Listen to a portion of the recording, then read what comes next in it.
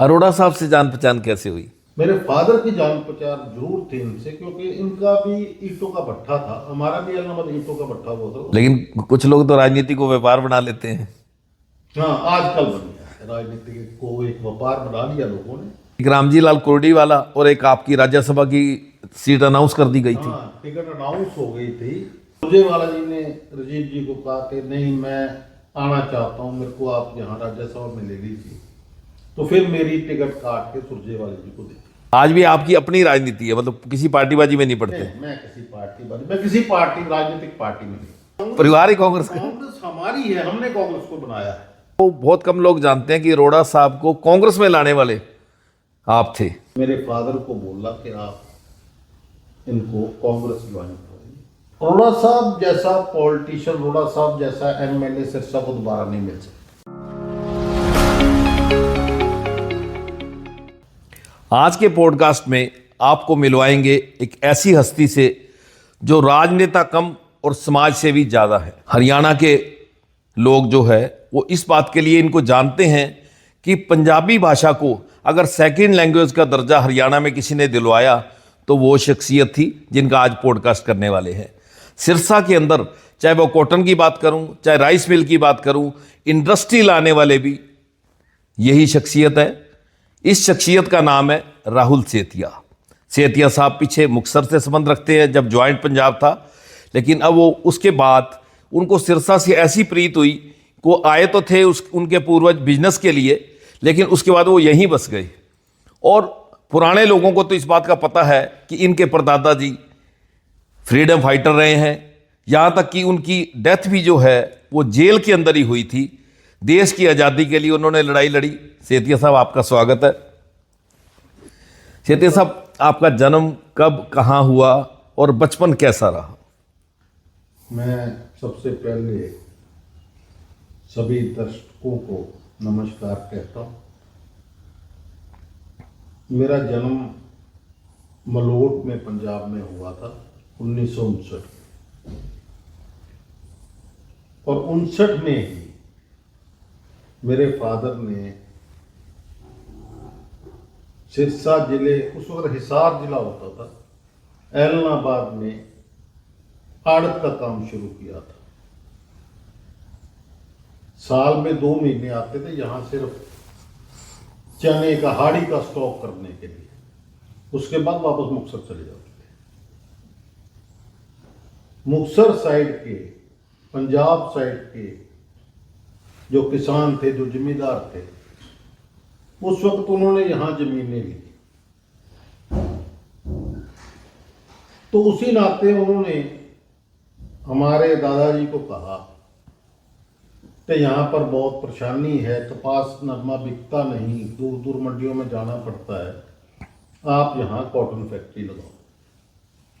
तो फिर सन 71 में हमने, मेरे पिताजी ने ऐलनाबाद में कॉटन फैक्ट्री लगाई थी।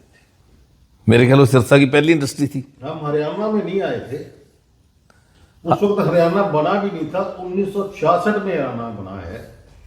हमने उस वक्त ऐलनाबाद पंजाब का हिस्सा होता था, पंजाब में ही ऐलनाबाद में व्यापार चालू किया था। जैसे आजकल लोग सिरसा से गुड़गांव जाकर या करनाल जाकर व्यापार कर लेते हैं, ये सारा ज्वाइंट पंजाब था जी उस वक्त। तो अब हरियाणाबाद में बन गया तो अच्छी बात है, छोटी स्टेटें होती हैं, तरक्की ज़्यादा होती है। बिल्कुल, इसी नजरिए से हरियाणा को बनाया गया है। तो ऐलनाबाद आपने इसलिए चुना, साथ राजस्थान था। जैसे आपने कहा चने का व्यापार करते थे, तो चना राजस्थान में ज़्यादा होता है, वो लोग भी सारे ऐलनाबाद बेचने आते थे। नहीं, हरियाणा में भी बरान एरिया बहुत था जहाँ पानी नहीं लगता था, और राजस्थान का भी चना ऐलनाबाद में आता था।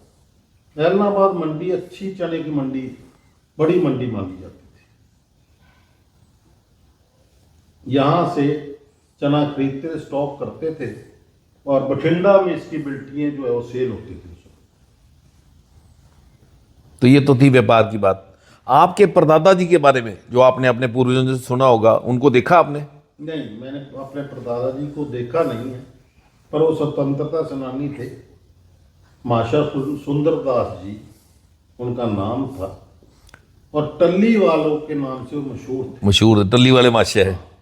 जब वो गिरफ्तार होते थे, छूट के बाहर आते थे, तो फिर लोगों को इकट्ठा करने के लिए, प्रचार करने के लिए आज़ादी का, वो टल्ली का सहारा ले, टल्ली बजाते थे, लोगों को इकट्ठा करते थे और भाषण करते थे।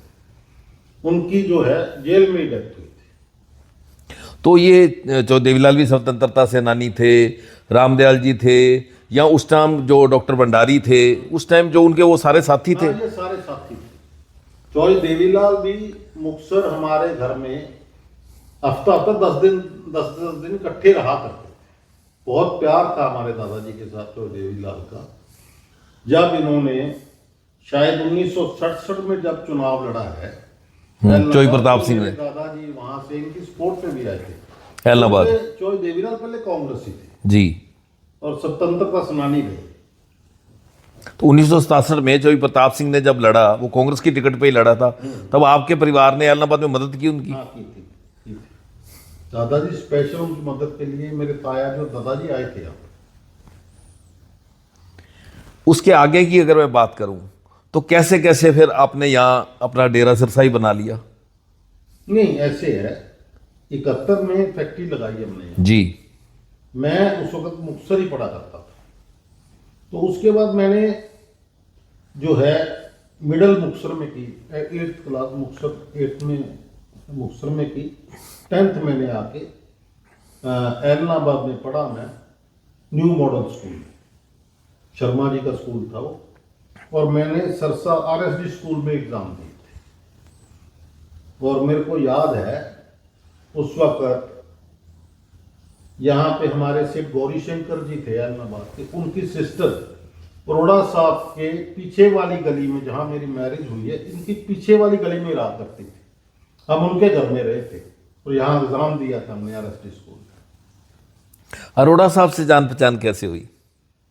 अरोड़ा साहब से पहले कोई जान पहचान लंबी चौड़ी थी नहीं। मेरे फादर की जान पहचान जरूर थी इनसे, क्योंकि इनका भी ईंटों का भट्ठा था, हमारा भी इलाहाबाद ईंटों का भट्ठा हुआ था, उस नाते जानते थे। तो बस इससे ज्यादा, शादी से पहले कुछ ज्यादा मेरी कोई जान पहचान नहीं थी, हमारे परिवार की लंबी चौड़ी जान पहचान नहीं थी। तो सेठा साहब, बहुत कम लोगों को पता है अरोड़ा साहब भी पीछे सरमाएदार परिवार से थे। संगा गांव के अंदर उनकी काफ़ी ज़मीनें थी, आप बता रहे हैं भट्ठे थे, अच्छे सरमाएदार परिवार से थे। भट्ठों को तो, भट्ठे का तो मुझे पता नहीं है कि भट्ठा था कि नहीं था, जमीनें उनकी खूब थी, ये बताया करते लोग। अरोड़ा साहब अपने मुंह से कई बार कहा करते कि मैंने तो राजनीति में सारी जमीनें अपनी भेंट चढ़ा दी। हाँ, देखो राजनीति में तो फिर ऐसा है ना कि जो आदमी राजनीति करेगा तो उसके अंदर, जो आदमी तो व्यापार के हिसाब से राजनीति करेगा, वो तो अलग बात है।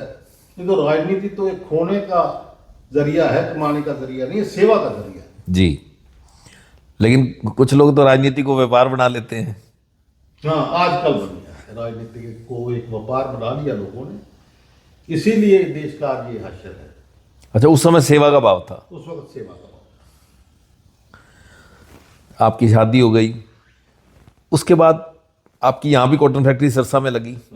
आप तारा बाबा जी के संपर्क में कैसे आए?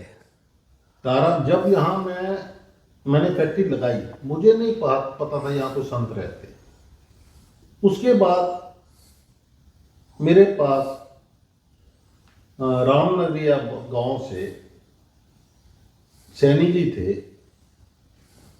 देवीलाल सैनी, अब वो इस दुनिया में नहीं रहे, गुजर गए हैं। तो वो कई साल बाद मेरे पास आए, कहते आपको बाबा जी ने याद किया। मेरे को नहीं पता, तो उन्होंने बताया यहाँ संत हैं, तो उन्होंने आपको याद किया। तो मैं उन्हीं के साथ पहली दफ़ा बाबा जी के दर्शन किए। उस वक्त मेरे कोई बेटा नहीं था, तो उन्होंने कहा आज से 9 महीने बाद तेरे बेटा होगा।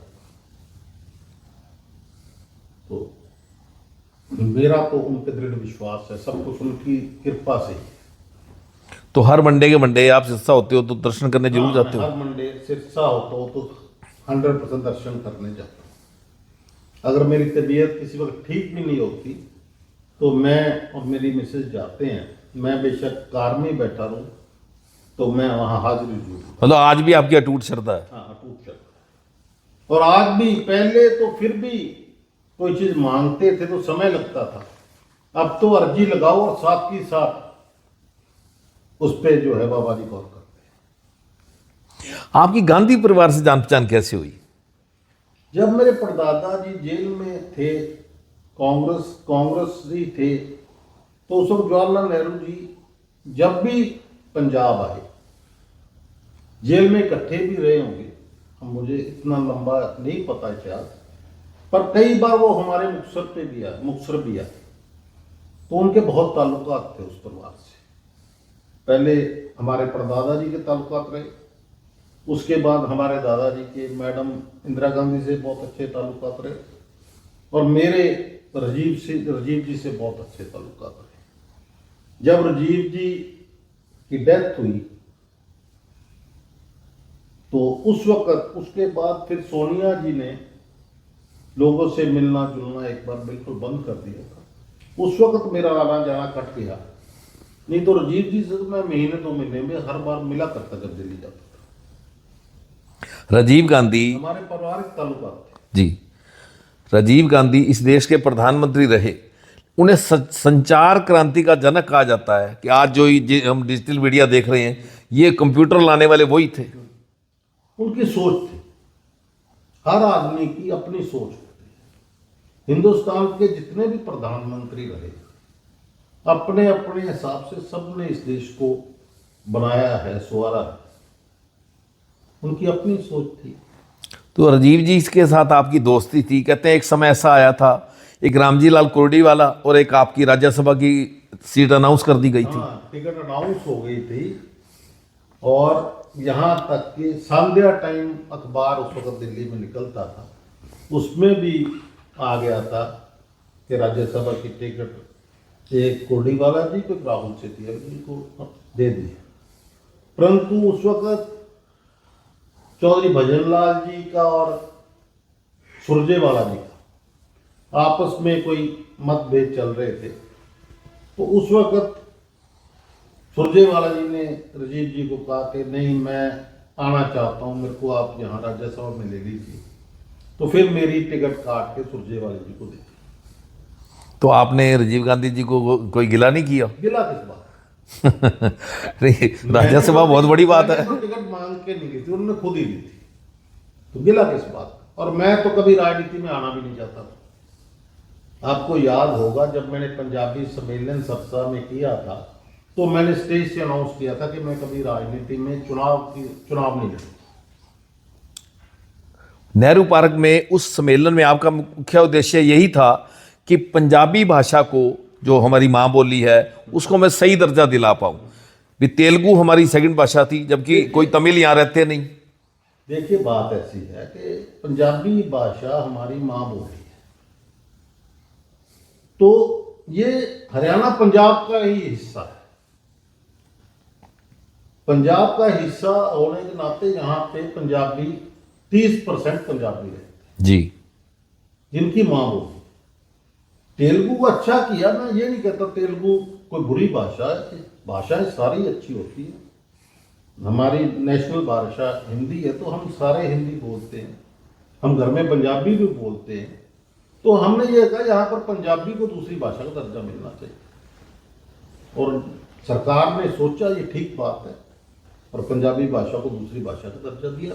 ये चौधरी भजनलाल ने किया। हाँ, चौधरी भजनलाल ने, जब मैंने सम्मेलन किया तो किलोमीटर स्टोन्स पे उन्होंने 6 महीने बाद ही पंजाबी में हिंदी के साथ लिखवा दिया था। आज भी लिखा हुआ है। हिसार कितने किलोमीटर है, पर जितना पंजाबी पे काम होना चाहिए तो उतना हरियाणा में नहीं हुआ, तो धीरे धीरे होगा।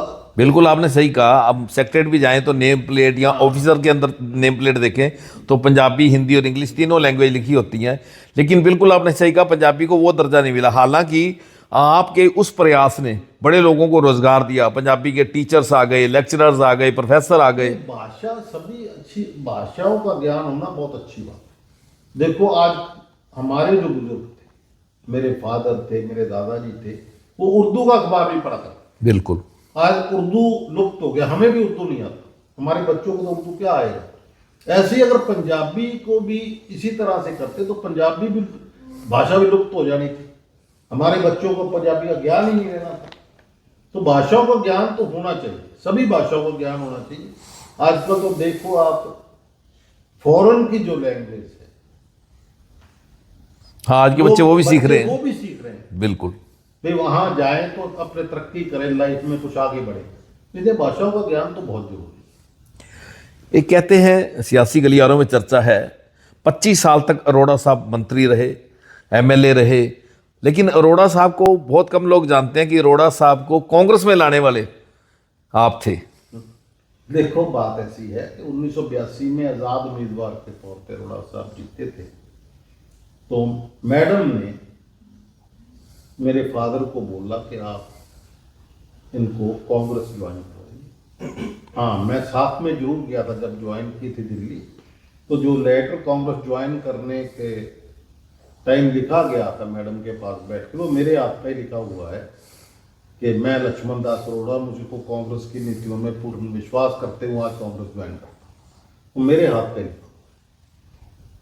तब तक आपका रिश्ता हो गया था? नहीं, रिश्ता तो मेरा पहले हो गया था। तो मेरा शादी मेरी 1977 में हुई थी, 77 में हुई थी, और ये बात 82 की है। उसके बाद अरोड़ा साहब लगातार कांग्रेस में रहे। हाँ, उसके बाद बड़ा सब लगता था। लेकिन आपका पुराना परिवार कांग्रेस का था, लेकिन बीच में राजनीतिक उठापटक ऐसी हुई, हालांकि अरोड़ा साहब ने सुनीता सेतिया जी को अपना राजनीतिक वारिस अपने होते ही घोषित कर दिया था। उसके बाद फिर आपको 2014 में बीजेपी ज्वाइन करनी पड़ी। उसके पीछे एक वजह थी। अरोड़ा साहब के बाद आपको याद होगा खैरपुर के बाढ़ का एक बाई इलेक्शन हुआ था। तो तंवर साहब उस वक्त यहाँ मेंबर पार्लियामेंट थे। उनका मेरे को फोन आया, कह रहे सेतिया साहब ये ऐसे बाई इलेक्शन है खैरपुर में, तो क्या सोच रहे हैं? मैंने कहा बताओ क्या करना। कहता आप जो भी कैंडिडेट उचित समझे तो उसको आप अनाउंस कर दीजिए। मैंने अपने हिसाब से कैंडिडेट अनाउंस कर दिया। उस वक्त ये दिल्ली थी। जब ये दिल्ली से वापस आए, पता नहीं दूसरे कांग्रेस जन थे, उन्होंने क्या कहा कि इन्होंने बगैर मेरे से पूछे हुए एक दूसरी कैंडिडेट अनाउंस कर दी। तो मेरे को फोन करके कहने लगे आपको अपना कैंडिडेट बैठाना पड़ेगा। मैंने कभी आपके कहने से मैंने कैंडिडेट खड़ा किया है। और कांग्रेस कैंडिडेट कभी बैठा नहीं करता। बिल्कुल। कहता कांग्रेस आप नहीं हो। अच्छा। हाँ, मैंने कहा कांग्रेस आप भी नहीं हो। कांग्रेस आप भी नहीं हो। आपको हैरानी होगी कि मैंने जिंदगी में कभी कांग्रेस ज्वाइन नहीं की। ज्वाइन की जरूरत क्या थी? परिवार ही कांग्रेस का। कांग्रेस हमारी है, हमने कांग्रेस को बनाया है। तो इस पे उन्होंने अपनी कैंडिडेट को कहा कि हम इसको अनाउंस करते हैं कांग्रेस कैंडिडेट। मैंने कहा कांग्रेस कैंडिडेट हमारी। तो वहां लोगों ने फतवा दे दिया था। जो हमारी कैंडिडेट थी बहुत वोटों से जीती थी। और उसके बाद मतलब लोगों ने बता दिया असली कांग्रेस कौन है। हाँ, नहीं कांग्रेस कौन नहीं है। देखो कई बार क्या होता है कि टसल आदमी नहीं चाहता, खुद टसल बन जाता। बिल्कुल। और उसके बाद जो है उनके मन में कुछ रोष रहा होगा, चुनाव आ गए। मेरी धर्मपत्नी सुनीता सेतिया कांग्रेस में मीटिंग में कांग्रेस भवन गई। उनको जो सम्मान मिलना चाहिए था नहीं मिला। उन्होंने बेइज्जत फील किया अपने आप को। तो मेरे को उन्होंने आपका ये बात, मैंने कहा कोई बात नहीं, आपको जैसे अच्छा लगता है वो करो। तो उन्होंने बीजेपी ज्वाइन कर ली और बीजेपी ने टिकट भी दे दी। उनको टिकट भी दे दी। ना मैंने कभी कांग्रेस ज्वाइन करी, ना ही मैंने कभी बीजेपी ज्वाइन करी। बीजेपी भी मेरे को बीजेपी भी मैंने ज्वाइन नहीं की। और जब उसके बाद बीजेपी ने मेरे को एक नोटिस दिया। जब गोकुल सेतिया ने चुनाव लड़ा तो बीजेपी ने एक बड़ा मेरे को नोटिस दिया कि क्यों ना आपको पार्टी से निष्कासित किया जाए। तो मैंने जवाब में यही कहा था कि मैं तो आपका मेंबर ही नहीं हूं, निष्कासित की बात से कर रहा हूं। ये 2019 की बात है। हाँ, मैंने कभी कोई पार्टी ज्वाइन नहीं की। आज भी आपकी अपनी राजनीति है, मतलब किसी पार्टीबाजी में नहीं पड़ते। मैं किसी पार्टी राजनीतिक पार्टी में नहीं। तो जब राज्यसभा का मौका आया, नहीं उस समय चांस मिला, उसके बाद आपने नहीं ट्राई की? नहीं, उसके बाद मैंने ट्राई फिर दोबारा कोई ऐसा चांस की। बन मैंने उस जाए? वक्त भी ट्राई नहीं की। और वो तो उन्होंने दोस्ती के नाते दी थी। दोस्ती के नाते या उन्होंने क्या सोचा क्या नहीं सोचा, तो मैंने कभी ट्राई नहीं की। सेतिया साहब, आपको लिखने का शौक शुरू से रहा है? हाँ, मैं थोड़ा लिखने में मेरा इंटरेस्ट है।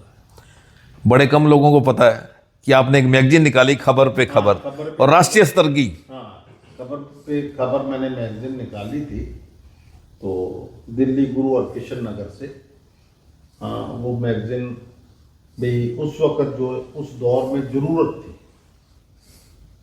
सारे आर्टिकल उसमें पॉलिटिकल ही होते थे। हाँ, पॉलिटिकल होते थे। देखिए, बात ऐसी है कि मीडिया पहले भी सरकार के प्रभाव में काम करता था, मैं तो खुला बोलता हूँ, और आज भी सरकार के हक में प्रभाव में काम कर।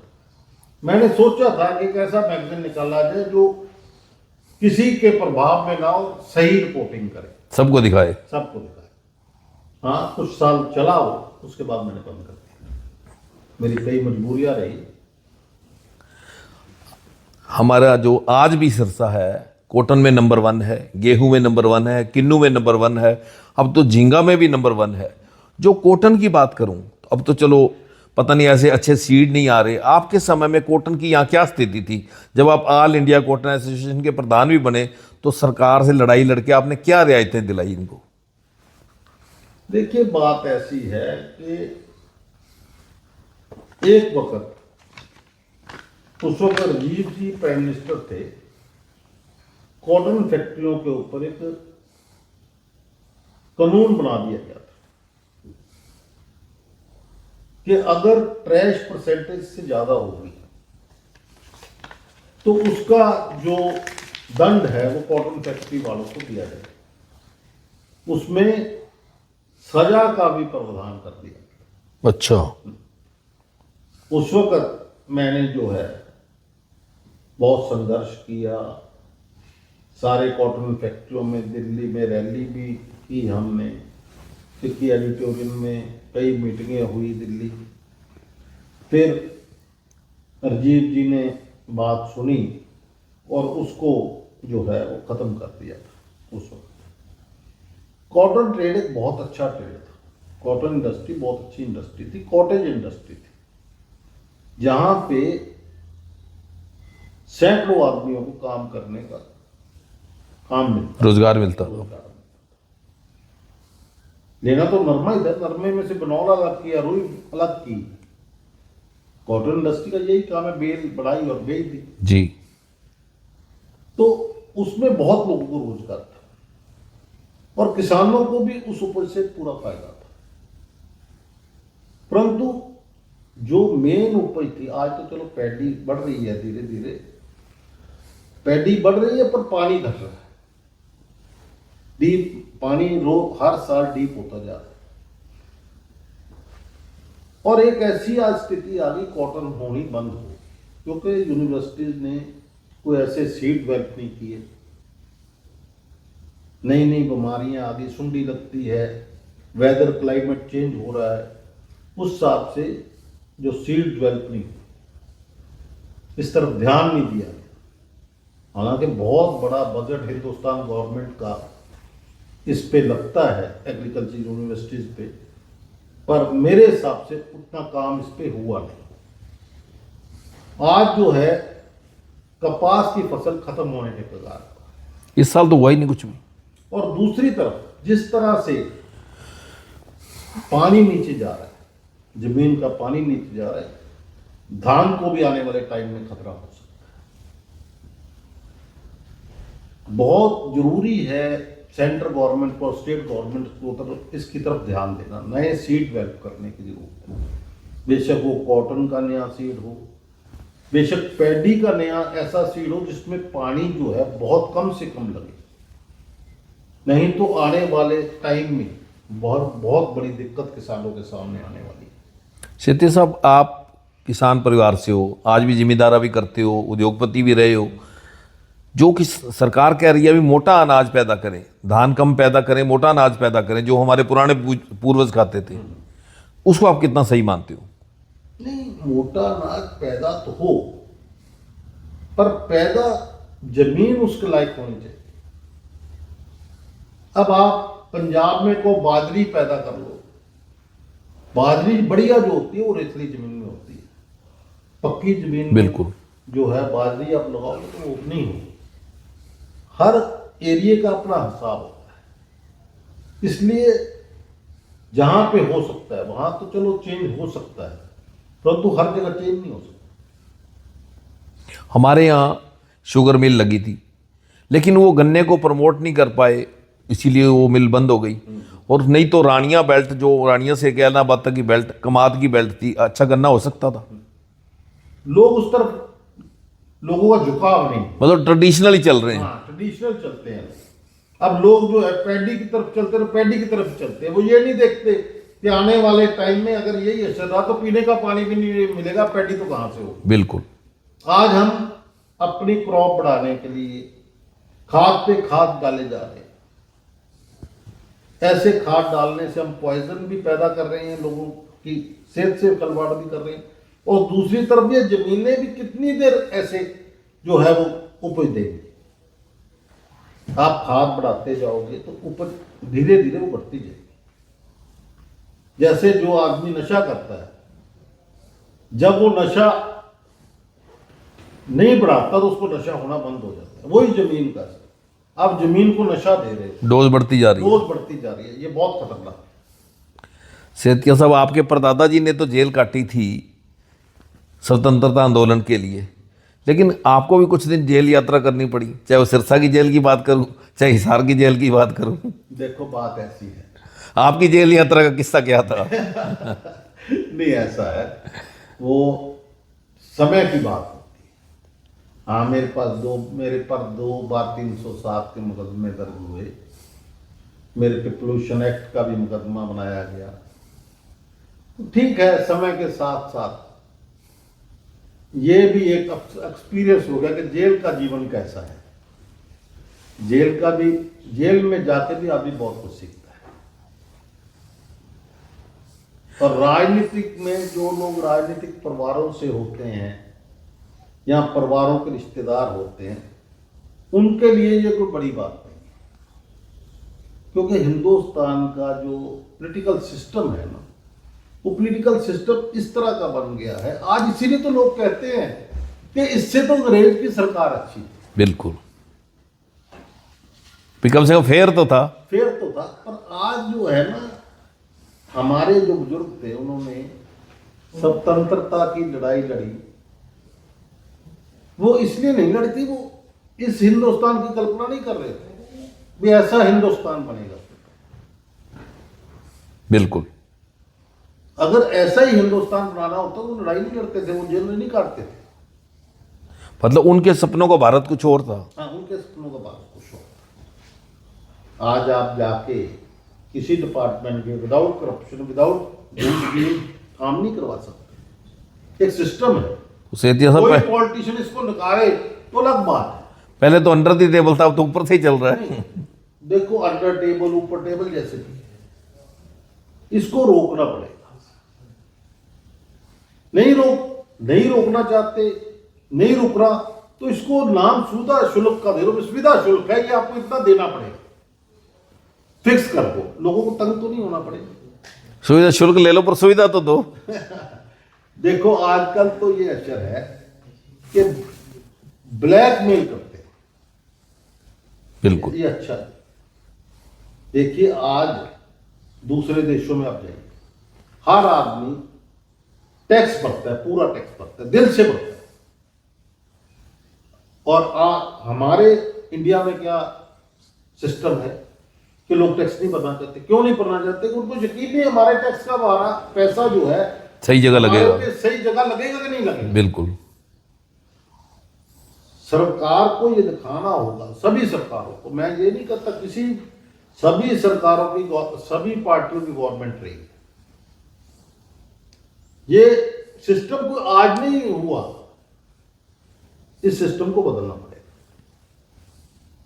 तो आपको लगता है जैसे अभी थोड़े दिन पहले नेपाल में क्रांति हुई, इससे पहले चाइना में हुई थी, अभी इंग्लैंड और फिलीपींस में वहाँ के यूथ खड़े हो गए हैं इसी करप्शन के खिलाफ, तो कभी ना इस तरह का इंकलाब कोई भारत में भी आने की उम्मीद है? ना आए तो अच्छा है। युवाओं को रोजगार मिले, युवा काम पे जाएं, सड़कों पे आना कोई अच्छी बात नहीं। सरकार को यही तो देखना होगा कि किसी को सड़क पे नहीं बैठना चाहिए, किसी को सड़क पे नहीं आना चाहिए, उसको पहले ही उसका हल निकाल देना चाहिए। बिल्कुल। नहीं तो जिस तरह से पैसे और गरीब की खाई बढ़ रही है, आने वाले समय में 20-30 साल बाद ये सिस्टम जो है बिगड़ेगा। सीते साहब, आपने बहुत बड़ी बात कही, घर बैठे हक मिल जाना चाहिए, सड़कों पे ना आना पड़े। पिछले दिनों आपने देखा किसान आंदोलन 1.25 साल तक चला, 1.25 साल बाद जाके वो कानून वापस हुए और वो अपने घर गए। अब मैं ताजी बात करूं तो पंजाब यूनिवर्सिटी को लेकर जिस तरह से सीनेट भंग किया गया है और उसको लेकर हालांकि वो फैसला वापस भी ले लिया गया है, नोटिफिकेशन अभी नहीं आई, उसको लेकर आपने देखा पिछले 2-3 दिन से आंदोलन बहुत जोरों पे है।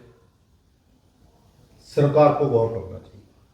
कोई भी सरकार हो, कोई भी प्रोटेस्ट होता है, उस पर गौर करना चाहिए।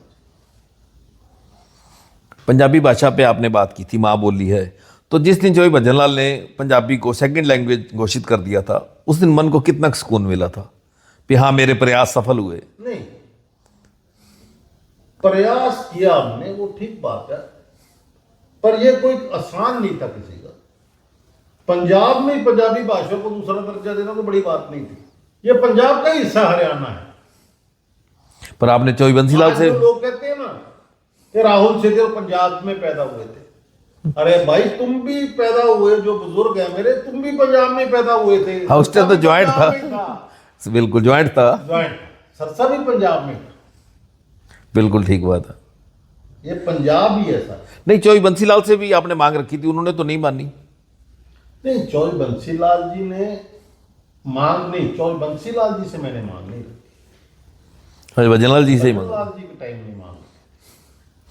और पॉलिटिशियन अगर रखी होती तो शायद चौई बंसीलाल भी मान लेते, क्योंकि चौई बंसीलाल जी भी जो थे बहुत सुलझे हुए पॉलिटिशियन थे। मेरे फादर के साथ उनकी बहुत दोस्ती थी, बहुत सुलझे हुए पॉलिटिशियन थे। ऐसी बात नहीं, उन्होंने हरियाणा की बहुत प्रोग्रेस की उन्होंने भी। अगर मैं और पॉलिटिशियंस की बात करूं, चाहे वो ज्ञानी जैल सिंह जी थे, पंजाब के मुख्यमंत्री भी रहे, देश के राष्ट्रपति भी रहे, हरचंद सिंह बराड़ जी की बात करूं, वो भी पंजाब के सीएम रहे, उन परिवारों के साथ भी आपका घरेलू नाता था? ज्ञानी जैल सिंह जी तो मेरे दादाजी के बहुत नजदीक थे, और एक महीना तक जब नहीं बने थे, उससे पहले एक महीना हमारे घर रहा करते थे मुक्तसर में। और हरचरण सिंह बराड़ जी के का रिश्ता ही मेरे दादाजी ने करवाया था। जो मैडम राणो थी, उनकी मिसेज, बताते हैं हमारे बुजुर्ग के प्रताप सिंह कैरो की भतीजी थी। मेरे दादाजी ने रिश्ता करवाया था। अच्छा, कैरो परिवार से भी आपका नाता था? कैरो परिवार से हमारा बहुत घनिष्ठ नाता था। तो आपके बुजुर्गों ने इन सारे बड़े परिवारों, जो राजनीतिक घराने हैं सारे बड़े, कांग्रेस ही थे। नहीं, कांग्रेस के अलावा आपका संपर्क था दादा परदादाओं का, वो संपर्क क्या आज भी जारी है? वो जो उन्होंने रिश्ते बनाए थे आज आप निभा रहे हैं? अब एक चीज तो, ये तो कांग्रेस में थे। सरदार प्रकाश सिंह बादल जब भी चुनाव का नॉमिनेशन भरते थे, मेरे दादाजी का आशीर्वाद लेके जाते थे, पर वो दूसरी पार्टी से लड़ते थे और दादाजी हमेशा कांग्रेस को सपोर्ट करते थे। पहले जो पॉलिटिशियन थे ना, वो उनमें आपस में प्यार बहुत, रिश्तों की कदर थी। रिश्तों की कदर थी। राजनीति के लिए वो रिश्ते नहीं बिगाड़ते थे। तो आज के जो पॉलिटिशियन है, वो कड़वड़ाहट, वो मन के अंदर षड्यंत्र, वो इसलिए ना कि आज कोई हारता है जीतता है, जो हारता है वो कहता है मेरा कारोबार खत्म हो गया। लोगों ने राजनीति को कारोबार बना दिया। अगर सेवा का मार्ग समझें फिर झगड़ा नहीं हो, फिर तो सोचे आज ये कर रहा है कोई बात नहीं, 5 साल बाद दोबारा मौका मेरे को मिल जाएगा या 10 साल बाद मिल जाएगा। ये तो एक सेवा का माध्यम था जिसको लोगों ने व्यापार बना। बिल्कुल। सेतिया साहब, एक समय गोकुल सेतिया 7,000 वोटों से जीतते हैं। कुछ समय बाद नगर परिषद का इलेक्शन होता है, और मेन बात अगर मैं करूं उस चुनाव की, तो आपकी कैंडिडेट हार गई। उसके पीछे 100 कारण रहे होंगे। कांग्रेस के स्लीपर सेल ने उनको हरा दिया, या कांग्रेस ने ही कांग्रेस को हरा दिया, उसके क्या कारण मानते हैं? देखिए बात ऐसी, लोगों का फतवा जो होता है ना, वो फतवा लोग बहुत सोच समझ कर देते हैं। शायद लोगों ने सोचा होगा कि बीजेपी की ऊपर सरकार है, शहर की तरक्की हो। मेरे को यही कारण लगता है लोगों ने जो है बीजेपी कमेटी बनाई। तो 1 साल का समय हो गया, कितनी तरक्की हुई शहर की? वो आपके सामने, मैं कमेंट नहीं करना चाहूँगा इसके ऊपर। एक नागरिक के नाते मैं आपसे पूछ रहा हूँ, सारा शहर जैसे आपने देखा, कोई सड़कें उखाड़ रखी हैं, मतलब डेवलपमेंट के नाम पर लोग आज परेशान हो रहे हैं। देखो, फिर अगर मैं कुछ कहूँगा तो लोग सोचेंगे कि गोकुल सेतिया कांग्रेस का विधायक है, कमेटी बीजेपी की है, राहुल सेतिया इसलिए खिलाफ बोल रहा है। नहीं, सच्चाई। सच्चाई ये है। आप तो सच्चाई के लिए जाने जाते हैं। देखो सच्चाई ये है बलजीत जी, आज जो स्थिति है, मैं किसी प्रदेश हरियाणा की बात नहीं करता जी। ये जो कमीशन है इतनी बढ़ चुकी है कि काम ठीक होना पॉसिबल ही नहीं। 30-30, 40-40% कमीशन, फिर 20% लेस पे ठेके जाते हैं। क्या लगेगा आपके सामने? क्या वो कमाएगा, क्या लगाएगा? आपके सामने है ये नहर है अपने, और ये यहाँ से निकलती है और डब वाली रोड से मिलती है, जहाँ फाटक है जी, जहाँ ओवरब्रिज बनना है, वहाँ में। ये कब बनी थी, कितने साल हुए? अब देखिए आपके इसके पाइप फिर बदले जा रहे हैं, और आज से सीवरेज के पाइप जो 50-50 साल पहले पड़े थे वो आज तक तो चल रहे हैं ना। वो ठीक है, पाइपें छोटी होगी, शहर बढ़ गया, वो पाइपों में पानी उतना नहीं निकल पाता, पर वो गले तो नहीं है। मटेरियल अच्छा था ना? नहीं, मटेरियल अच्छा होगा तभी 50 साल नहीं गले ना। आज 2 साल में, 3 साल में सीवरेज जो है वो पाइप बदलने पड़ रहे हैं। क्यों बदलने पड़ते हैं? ये सोचने की बात है। कोई पैसा मनोरंजन खट्टर सरकार ने सरसा को देने की कोई कसर नहीं छोड़ी, बहुत पैसा है, परंतु आपका शहर का हशर आपके सामने।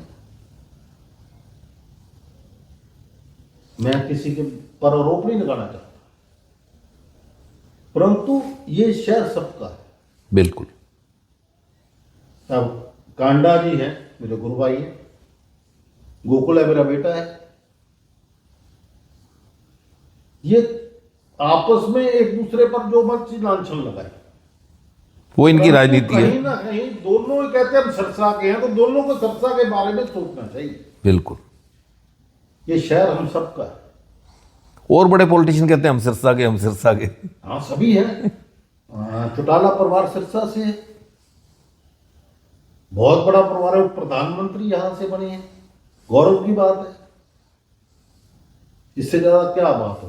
बिल्कुल। चौटाला साहब यहां से चीफ मिनिस्टर रहे। तो सिरसा तो है वैसे भी धार्मिक नगरी है, और सबको सिरसा के लिए काम करना चाहिए। सिरसा के विकास के लिए सबको काम करना चाहिए। आपने अपनी जेल यात्रा की, या जो पोल्यूशन एक्ट बना था आपके ऊपर, वो जो केस बना था, उस समय तो आपके मित्रों की सरकार थी, उस परिवार से तो आपकी यारी थी, चौटाला परिवार से। ऐसे तो मेरी बात सुन लो, अगर यही बात है तो चौटाला साहब तो मेरी मिसेस को अपनी बेटी समझते हैं। बिल्कुल। चौधरी देवीलाल तो आपके इस घर में भी रुकते रहे हैं। चौधरी देवीलाल और अरोड़ा साहब के बहुत ताल्लुकात थे।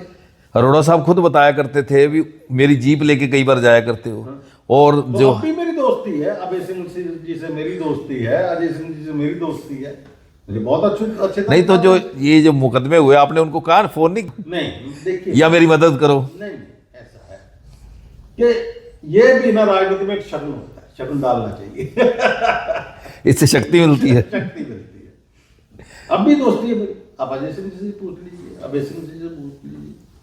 नहीं, अच्छी बात है। मैं उनकी बहुत इज्जत करता हूँ, वो मेरी बहुत इज्जत करता हूँ। नहीं, आपकी दोस्ती है उस परिवार से, वो आपके आते जाते हैं, आप ही जाते हो। ये पिछले दिनों शादी पे भी हमने देखा, विभोर की शादी पे। लेकिन फिर भी क्या आपने हमारे जो सिरसा के विधायक है उनको बताया नहीं भी अपनी उनसे यारी है, तो उन पे कमेंटबाजी ना करें? वो नहीं उनके पाँव छूता, अभय सिंह जी के आज नहीं छूता है, तो उनके बुजुर्ग है वो। देखो राजनीति अलग है और पारिवारिक ताल्लुकात अलग, दोनों को इकट्ठे जोड़ के नहीं देखा जा सकता। दूसरी अगर मैं धर्म कर्म की बात करूं तो हमारे जो पूर्वज हैं वो अरोड़वंश के जो देन है, अरूढ़ जी महाराज हैं, उनकी प्रतिमा या उनका स्थान मेरे ख्याल में सिरसा पहला है जहां बना। हरियाणा में सिरसा पहला है, हरियाणा में सिरसा पहला स्थान है। अरोड़ा साहब ने मूर्ति स्थापना की थी यहाँ पे अरोड़ा चौक। पर तब से आज तक आप उस जो है उनकी जयंती होती है तब लंगर का और आयोजन का कार्यक्रम हर साल आपके जिम्मे होता है? हाँ, नहीं ऐसा है कि लंगर कुछ साल पहले हमने बंद कर दिया था, वहां पे प्रसाद बढ़ता है और जयंती मनाई जाती है। शेते साहब, आपके शौक क्या रहे? शौक मेरी सबसे ज्यादा शौक तो मेरे को हॉर्स राइडिंग का था। फिर मेरी कमर में दिक्कत हो गई, फिर मैंने हॉर्स राइडिंग बंद कर। तो घोड़ियां बुजुर्ग भी रखते थे? हाँ, शुरू से हमारा परिवार घोड़ी रखता था। मुक्तसर में भी हमारी लैंड थी, अब भी मेरी लैंड है मुक्तसर में, एग्रीकल्चर लैंड है। तो हम सुबह सुबह उठ के घोड़ी पे जाया करते थे। सुबह जब भी लैंड पे जाना घोड़ी पे जाया करते थे। तो घोड़ी का शौक है तो फिर असले का शौक भी जरूर होगा? हाँ, असले का बहुत शौक रहा मेरे को, असले का बहुत शौक रहा है। और निशानेबाजी का मेरे को बहुत शौक, निशाना भी मैंने बहुत सीखा। फिल्मों के भी शौकीन रहे आप? हाँ, फिल्मों के बहुत शौकीन रहे। अमिताभ बच्चन की सारी पिक्चरें मैंने देखी, धर्मेंद्र जी की सारी पिक्चरें मैंने देखी। पंजाबी पिक्चरों का मेरे को खास शौक है। पंजाबी पिक्चरें दिल को छूती होती है, मैं जरूर अब भी मंगा के देख लेता हूँ कैसे कई बार। पहले की पंजाबी फिल्में और आज की पंजाबी फिल्में क्या अंतर देखते हैं? थोड़ा सा इतना है कि पिक्चरों में थोड़ी अश्लीलता आ गई, बाकी तो पिक्चरें तो अभी पंजाबी पिक्चरें अच्छी हैं, परिवार पे बनती हैं। तो ज्वाइंट परिवार पहले हुआ करते थे, अब वो ज्वाइंट परिवार तो रहे नहीं, सारे मिलके देखते थे। हाँ सारे मिलके देखते थे।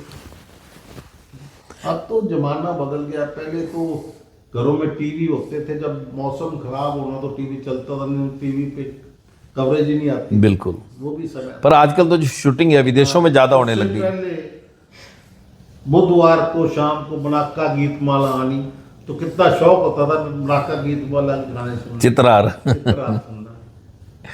तो अब तो जो शूटिंग है वो इंडिया की जगह बाहर जाके होने लग गई हाँ, और बजट भी बढ़ गए। नहीं ऐसा है ना, बजट बढ़ गए, पैसा ज्यादा पिक्चरों पे लगने लग गया।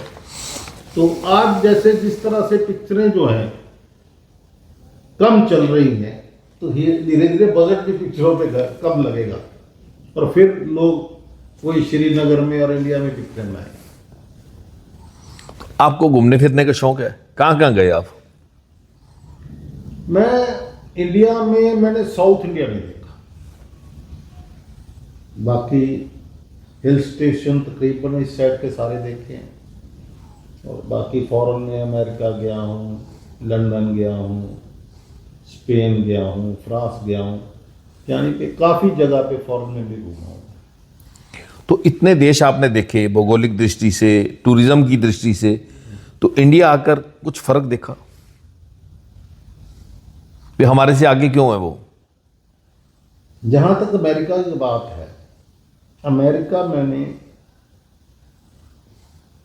अंदाज़ा 2000 किलोमीटर गाड़ी पे सफ़र किया। मैंने जो देखा कि आज हम दिल्ली से चलते और फाजिलका तक अगर देखें तो सारी ग्रीनरी ग्रीनरी, ऐसा अमेरिका में नहीं। अमेरिका में कभी कहीं फसल है कहीं नहीं है, बहुत डीप वाटर है। मैं एलए से सैन फ्रांसिस्को गया, 7 घंटे का रास्ता था। तो कहीं तो बाग हैं बादाम के, कहीं फिर सब्जी आ गई या कोई और क्रॉप आ गई, पर बहुत ज़मीन खाली पड़ी, बंजर ज़मीन पड़ी। तो वो तो डेवलपिंग कंट्री है, उन्होंने कभी प्रयास नहीं किया? यही तो मैं सोच रहा हूँ कि जहाँ पे क्रॉप कम है वो अमीर है और हम गरीब हैं। अमेरिका अपने जितनी क्रॉप अमेरिका में मेरे हिसाब से नहीं हो। हमारी ज़मीन ज़्यादा बढ़िया है। आप दिल्ली से चलिए, फाजिलका तक, उधर से चलिए आप अमृतसर तक चले जाइए, आपको एक मरला जमीन भी जो है खाली नहीं मिलेगी। बिल्कुल।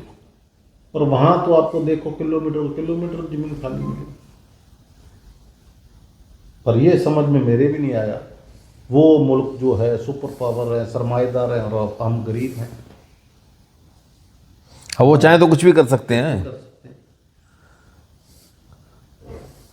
जब हम कृत्रिम वर्षा करवा सकते हैं तो कुछ भी करवा सकते हैं। पर इंडिया को जितनी प्रोग्रेस करनी चाहिए थी उसकी 10% प्रोग्रेस यहाँ नहीं हुई। अगर हमारा सिस्टम ठीक होता, हमारी करप्शन ना होती, तो आज इंडिया बहुत आगे होता। सेठी साहब, आपको खाने पीने में क्या पसंद है? खाने पीने में पहले तो नॉनवेज बहुत पसंद था, पर अब मैंने 20 साल से नॉनवेज छोड़ दिया। मैं नॉनवेज टच नहीं करता। तो पीने में पहले विस्की सबसे ज़्यादा पसंद थी, अब वो भी बहुत सालों से मैंने छोड़ दी। अब वेजिटेरियन खाना खाता हूँ। तो आप बाबा जी के जाते थे, उन्होंने कभी मना नहीं किया नॉनवेज से? बाबा जी का आदेश था, नॉनवेज छोड़ दिया। अच्छा, उनके आदेश पे छोड़ दिया। अगर मैं बात करूं जिंदगी के फलसफों की, तो क्या जिंदगी का क्या निचोड़ निकालते हैं? जिंदगी बहुत अच्छी रही, बहुत अच्छे परिवार में परमात्मा ने पैदा किया, बहुत अच्छे बच्चे मिले, बहुत अच्छे दोस्त मिले, भाइयों से बढ़िया दोस्त। उन्हें भरा भी है नहीं निभाता जिन्हें मेरे यार निभा गए। बहुत बढ़िया। और अब तो 60% दोस्त तो चले गए, परमात्मा को प्यारे हो गए, पर बहुत अच्छे दोस्त मिले और बहुत अच्छी ससुराल मिली, बहुत अच्छे बच्चे मिले। पूरी तरह से लाइफ से संतुष्ट। आप कभी कंट्रोवर्सी में नहीं पड़े ना? कंट्रोवर्सी में काहे के लिए पड़ना है, जरूरत क्या है? आदमी को कभी भी किसी से ताल्लुकात खराब नहीं करने चाहिए। वो कहते यार छड़िए राह सिर्फ फिर भी काम आ, क्या लेके क्या जाना है यहाँ से। ठीक बात। लेकिन मेरे को एक चर्चा याद आ गई कि एक टाइम आपने अपनी गाड़ी पे रेड लाइट लगाई हुई थी और रेशम सिंह यहाँ एसपी थे, उनके साथ आपका कोई विवाद हुआ था? ना, मेरा वो प्रचार ही है ना, सब फालतू। मेरा कभी नहीं विवाद हुआ, किसी से नहीं हुआ। किसी से कभी। चलो, सिरसा नशे की गर्त में जा रहा है, मैं इसको कंक्लूड करता हूं। मैं चाहूंगा कि आप सिरसा के वरिष्ठ नागरिक हैं, हमारे यूथ को क्या संदेश देना चाहेंगे, खासकर नशे को लेकर? नशे को लेकर बात ऐसी है जी कि ये एक दीमक है। ये जो आज का चिट्टा है, इसने जिस परिवार में चला गया वो परिवार तबाह हो जाता है। बिल्कुल। किसी के बच्चे को भी, किसी परिवार को भी खत्म कर सकता है। वो परिवार एक पॉलिटिशियन का भी हो सकता है, वो परिवार एक ऑफिसर का भी हो सकता है, किसी का बच्चा भी लग सकता है इस रास्ते। बिल्कुल। आज तो ये हालात है, हॉस्टलों तक और स्कूलों तक नशा पहुंचने लग गया। अगर इसको नहीं रोका गया तो ये दीमक की तरह देश को खत्म कर देगा। और अभी मैं इंटरव्यू देख रहा था कुछ दिन पहले, जो अभी नए एसपी आए हैं, उन्होंने कहा कि मैं इसकी तरफ गौर दूंगा। अच्छी बात है, गौर करे तो, क्योंकि इसको रोकना बहुत जरूरी है। जी, सेठिया साहब, आपके जीवन को खंगालने का मैंने पूरा प्रयास किया, फिर भी कोई ऐसा सवाल जो रह गया हो और आप जब दर्शकों के साथ साझा करना चाहें? नहीं, दर्शकों, सरसा के दर्शकों की यहाँ तक बात है, सरसा तो मेरा परिवार रहा है। मैं यहाँ का हूँ, मेरी ससुराल यहाँ की यहाँ ही है, और यहीं बच्चे पैदा हुए, वो भी यहाँ पढ़े हैं, और सभी से यारी दोस्ती है। किसी भी राजनीतिक पार्टी में कोई भी है, सबसे मेरी दोस्ती है और सबसे मेरा प्यार है, और प्यार है तो ही परिवार है। और जब आप पावर में रहे हो तो आपने ये देखा भी, ये कांग्रेसी है या लोकदलीय है या किसी और पार्टी का है, सबके काम किए? ये तो लोग बताएंगे, मैं क्या बता सकता हूँ। ऐसा है ना, पॉलिटिशियनों को कहने वाले भी बहुत मिलते हैं, प्रेस करने वाले भी बहुत मिलते हैं, बदखोई करने वाले भी बहुत मिलते हैं। देखो, मैं तो एक चीज कहता हूँ भाई, जो भी पॉलिटिशियन है वो कभी ये नहीं सोच के काम करता मेरे प्रति किसी की नाराजगी बने। हर पॉलिटिशियन यही चाहता है मेरे पास जो भी आए खुश जाए, बिल्कुल, वोट बढ़े मेरे वोट बढ़े। बाकी बात ऐसी है कि हर आदमी का ढंग अलग अलग है काम करने। मैंने जैसे रेशम सिंह वाला सवाल पूछा, एक और सवाल था, आपके अरोड़ा साहब के साथ आपके रिश्ते कैसे थे अपने ससुर के साथ? हाँ, कई बार मैं लड़ पड़ता। अच्छा। हाँ, मैं कई बार कह देता था कि ये आदमी ठीक नहीं, आप गलत आदमी की सपोर्ट कर। तो कई बार बहुत नाराज भी हो जाते थे मेरे साथ, 2-3 महीने नहीं भी बोलते थे, और कई बार तो भजन लाल जी ने बीच में पड़ के हमारा राजीनामा कराया। अच्छा, तो इतनी बात बढ़ गई। क्योंकि ऐसा है, एक बार जब ये नेहरू पार्क में बात चली गई रामा क्लब को स्थान देने, तो मैंने ये कहा था कि ठीक है, रामा क्लब को आप स्थान दो यहाँ पे, अच्छी बात है कि ये जो क्लब थी ये रामचंद्र जी कालड़ा के समय से बिल्कुल हाँ थी, तो स्थान तो अच्छी बात है, पर एक चीज है, रामलीला तो जो होती है वो एक समय होता है, उसी वक्त ही करनी है। बिल्कुल। मैं जयपुर गया था, जयपुर मैंने एक पार्क देखा था, उस पार्क में चारों साइड पे बूथ बने हुए थे। वो बूथ के किसी पे तो आइसक्रीम पार्लर था, किसी पे डोसा पार्लर था, किसी पे कोई चीज ऐसी स्नैक्स बार वगैरह बने हुए थे। तो मैंने कहा था कि यहाँ छोटे छोटे 6 से 7 फुट के बूथ काट के, अभी रोजगार भी सिर्फ 10 फुट जगह लेनी है जी, 10 फुट जगह में 10 बाई 7 के बूथ काट के आप जितने भी रेडी वाले हैं, खोखे वाले हैं या रेडी वाले हैं, उनको बूथ दे दो, और बूथ देकर उस पर ये कर दो भी आप इस चीज का स्टॉल यहाँ लगाओ, आइसक्रीम का लगाओगे, टिक्की का लगाओगे, गोलगप्पे का लगाओगे, ताकि इनको परमानेंट एक जगह मिल जाए। क्योंकि आप देखते हो जब भी कोई नया ईओ आता है या कोई नया प्रशासन में फेरबदल होता है, तो सबसे पहले रेडी खोखे वालों पे, फड़ी वालों, हाँ, इन पे गाज गिरती है, चलता है, बिल्कुल, भगाओ इनको, ये ट्रैफिक खराब करते हैं, ऐसा करते हैं, वैसा करते हैं। तो मैंने कहा कोई ऐसा स्थान मिल जाए भाई, कम से कम जितने भी बूथ बने उनमें कुछ लोग तो एडजस्ट हो, बिल्कुल, कुछ लोगों को कहीं और एडजस्ट कर दो। तो उस वक्त जो है कुछ लोग नहीं चाहते, उस वक्त हमारे मेरे अरोड़ा साहब में मतभेद हुए हैं, ये गलत है।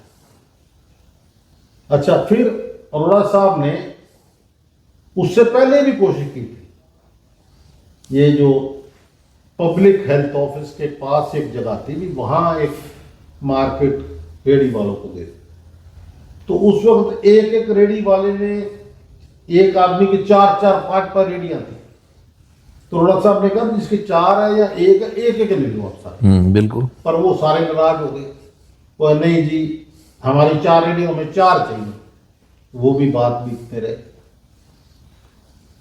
तो इस तरह से कई बार हो जाता, पर ये नहीं था कि हमारी कोई आपस में वो बात थी, लोगों के लिए हमारा होता था। तो सेठिया साहब, आप जब आदमी पावर में होता है ना, उसको गुमराह करने वाले बहुत लोग मिल बिल्कुल, जाते हैं। लेकिन आपके बारे में तो सुना है कि आपको झूठ की राजनीति या चुगली नहीं पसंद थी। मैं तो जो कहता हूँ सबके आदमी मुंह पे कहता हूँ, किसी को बुरी लगे अच्छी लगे, जो गलत है गलत कहता हूँ, जो ठीक है उसको ठीक कहता हूँ। तो अरोड़ा साहब चुगली सुन लेते थे? अरोड़ा साहब चुगली, वो पॉलिटिशियन कान के कच्चे होते हैं ना। पॉलिटिशियन सभी कान के कच्चे होते हैं। बड़े से बड़ा पॉलिटिशियन होगा वो भी कोई ना कोई बात अपन सुनेगा। हाँ, कई बहुत ज्यादा प्रवक्ता होते हैं, वो उस पर ध्यान नहीं देते। अरोड़ा साहब से जुड़ा कोई और किस्सा जो साझा करना चाहें? अरोड़ा साहब जैसा पॉलिटिशियन, अरोड़ा साहब जैसा एमएलए सिरसा को दोबारा नहीं मिल सकता।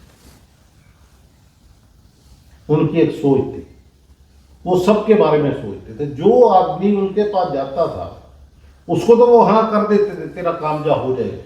वो दुखी होते थे जब तक उनका काम नहीं होता था। उसके लिए पूरा मेहनत करते थे। पर वो ही खूबी गोकुल सेतिया थे। कोड़ा मर्द पछानियां रगनाने आ रही, वो तो टाइम बताएगा। आज तक तो ऐसा ही है। ये कहावत है ना। देखो, कहावतें तो बनती रहती है, बाकी होना चाहिए। देखो, बात यह है, कोई भी पॉलिटिशियन है, पर वो उद्योग मंत्री रहे, आप खुद उद्योगपति रहे हैं, आपने कोई बड़ा एग्रो बेस उद्योग यहाँ नहीं लगवा पाए? देखो ऐसा है कि एग्रो बेस्ड इंडस्ट्री सिरसा में ट्राई की बहुत लोगों ने। देखो, इंडस्ट्री के लिए बहुत कुछ चाहिए होता है। रॉ मटेरियल चाहिए, लेबर चाहिए, और लेबर भी ट्रेन लेबर चाहिए। फिर एनसीआर से दूरी भी कारण है। एनसीआर से दूरी भी है, सब कुछ है, और जंक्शन भी यहाँ से दूर है। बहुत चीजें डिपेंड करती हैं एक इंडस्ट्री को कामयाब करने के लिए। गांव मोरीवाला में जो आपने इंडस्ट्री लगाई वो किस चीज की थी? वो स्पिनिंग मिल थी। तो वही बात है कि वो यहाँ पे ट्रेन लेबर नहीं थी। रॉ मटेरियल तो यहाँ था, लेबर नहीं थी। ट्रेन पानीपत से लाओ, अहमदाबाद से लाओ, लेबर भाग जाती थी।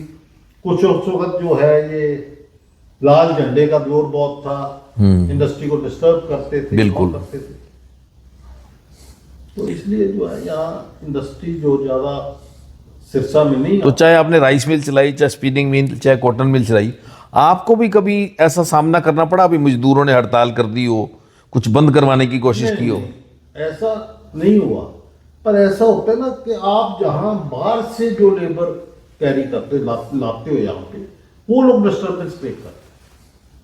लोकल लेबर कभी डिस्टर्बेंस क्रिएट नहीं करेगी। जो बाहर से, जैसे आप पानीपत से लाओगे, अहमदाबाद से लाओगे, तो वो कल्चर उनका अलग है। तो अपने एक्सपीरियंस के आधार पे आप क्या मानते हैं कि सिरसा को विकसित करने के लिए क्या क्या काम होने चाहिए? सिरसा में देखो, सबसे पहले तो नए सीड जो है वो आने चाहिए। जो सिरसा एक एग्रीकल्चर बेस्ड जगह बिल्कुल है, बिल्कुल। तो यहाँ एग्रीकल्चर के ऊपर ही काम होना चाहिए। आप यहाँ पे सोचो भी कोई और इंडस्ट्री आके कामयाब हो तो बहुत मुश्किल है। और ये भी इंडस्ट्री चलती रहे, ये बहुत बड़ी बात है।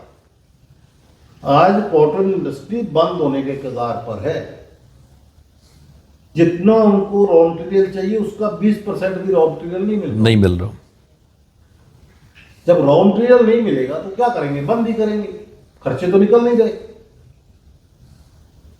नहीं, एक तो आपने कहा भी सीड अच्छे आने चाहिए, सीड्स फैक्ट्री बने, सरकार ध्यान दे भी ऐसे सर्टिफाइड चीजें बने जिनसे वाकई पैदावार हो सके। नहीं, ऐसा है ना, देखो, अब अर्बियन कंट्रीज है, वो नए नए सीड डेवलप कर रहे हैं। तो वहां खारा पानी, वो खारा पानी पे कैसे हम उसको जो है फसल ले सकें, वहां फ्रूट्स ले सकें, उस चीज पे काम कर रहे हैं, और वो सक्सेस भी हो रहे हैं। और आप राजस्थान में देखो, अब राजस्थान में ये खजूर के बाग लगने लगे, बिल्कुल, वो कामयाब है वहां पे। तो उसी तरह से इनको ऐसे सीड, कॉटन के ऐसे सीड डेवलप करने चाहिए जिसपे बीमारी ना लगे, जिसपे कीटनाशक कम लगे, और जो है फसल बढ़े, क्रॉप बढ़े। उसके बारे में तो पता नहीं क्यों नहीं काम हो रहा। इसमें सरकार को बहुत बड़ा लॉस है। सरकार को इससे मार्केट फीस मिलती है, टैक्सेस मिलते हैं, रेवेन्यू जनरेट होता है। रेवेन्यू जनरेट हो रहा है। अगर क्रॉप्स नहीं रहेंगे, रेवेन्यू जनरेट कहां से होगा? आपके पिता संसार भूषण सेतिया जी से, उनसे जुड़ा कोई किस्सा? देखो जी, क्योंकि आपके दादाजी, आपके पिताजी एक विजन लेके आए थे। जितना का काम वो फैमिली के लिए करते थे ना, उससे ज्यादा वो समाज से करते। इलाहाबाद में उन्होंने जनता वेलफेयर ट्रस्ट बनाया। लड़कियों का स्कूल का काम हो, लड़कियों का स्कूल बना, जनता वेलफेयर हॉस्पिटल बना, लड़कियों का कॉलेज बनवाया उन्होंने, सारी मंडी वालों से का पैसा उसमें लगा, और उस पैसे को उन्होंने हमेशा ये माना कि पैसा जो है ना, ये मंदिर गुरुद्वारे का पैसा। बिल्कुल। उन्होंने घर की कोई चीज लेनी होती थी, फैक्ट्री कोई चीज लेनी, मुनीम को कह देना भी स्टाफ को भी जाके आप ले।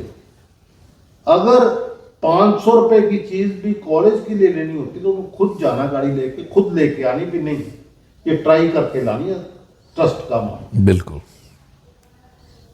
तो उनकी सोच जो ये थी कि एलनाबाद को वो अपना परिवार मानते, अभी पिछड़ा एरिया था वो डेवलप हो। हाँ, एलनाबाद को अपना परिवार मानते थे।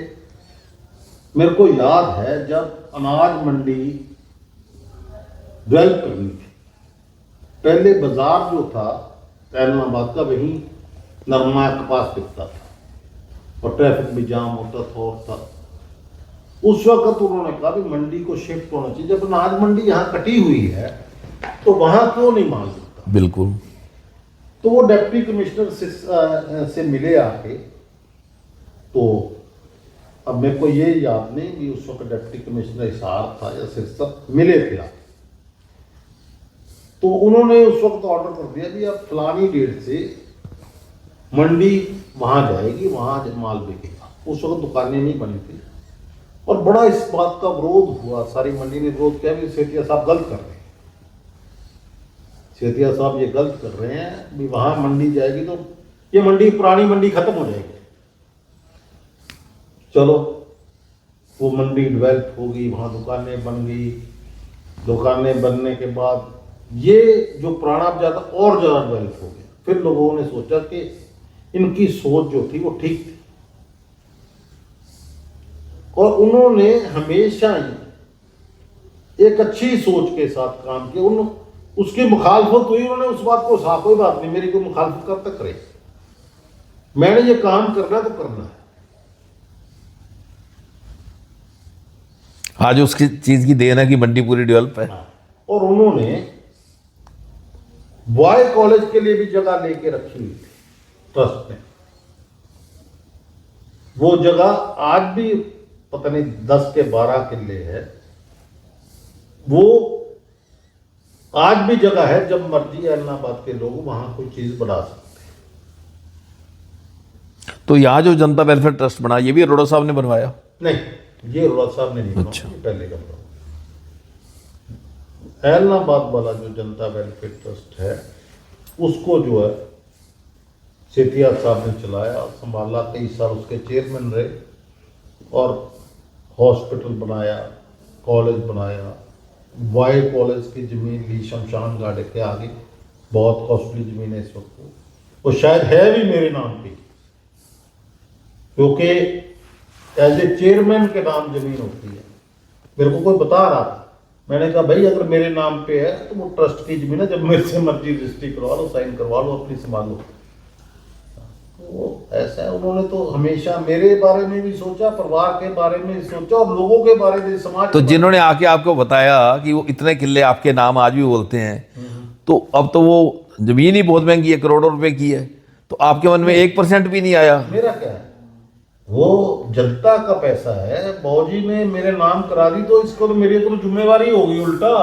मैं तो कहता हूँ मेरे जीते जी को अपने नाम कराओ भाई अपनी। तो आपकी जगह कोई और पॉलिटिशियन होता वो तो कहता ठीक है दबाओ। नहीं, ऐसा देखो, मैं तो नहीं किसी को कहता, बाकी बात ये अपनी अपनी सोच। बहुत बढ़िया। तो आपने देखा राहुल सेठिया जी, इनका व्यक्तित्व, हमने हर तरह से उनके जीवन को जानने का प्रयास किया, चाहे वो एक पत्रकार के रूप में थे, चाहे राजनेता थे, चाहे यारों के यार थे। हर बार जो उनकी हर एंगल से मैंने प्रयास किया कि उनके जीवन को जाना जा सके। और मैं फिर कहूँगा कि पंजाबी भाषा को जो दूसरी भाषा का दर्जा दिलाया हरियाणा में, वो एक बहुत बड़ी देन है। उसके अलावा उन्होंने खैर डेवलपमेंट के बहुत काम किए जितने उनसे हो पाए, और गांधी परिवार से दोस्ती से लेकर स्वतंत्रता आंदोलन से कहीं बात शुरू कर कर हर तरह की राजनीति और आज के राजनेता क्या करते हैं उस पर उन्होंने चर्चा की। सेठिया साहब, आपने अपना कीमती समय दिया, आपका बहुत बहुत धन्यवाद।